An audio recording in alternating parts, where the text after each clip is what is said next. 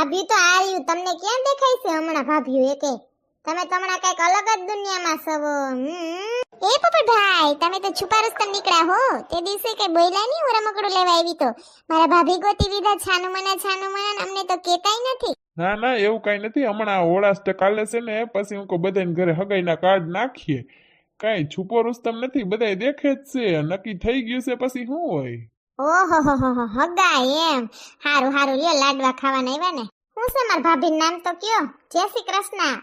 જય શ્રી કૃષ્ણ. મારું નામ સ્વીટી છે. ઓહો સીટુડી ભાભી, વાહ વાહ અસલ નામ છે હો. હું કે હારું હે ને અમાર પોપટભાઈ માં કઈ વાંધો નથી હો. તમને મજા આવશે.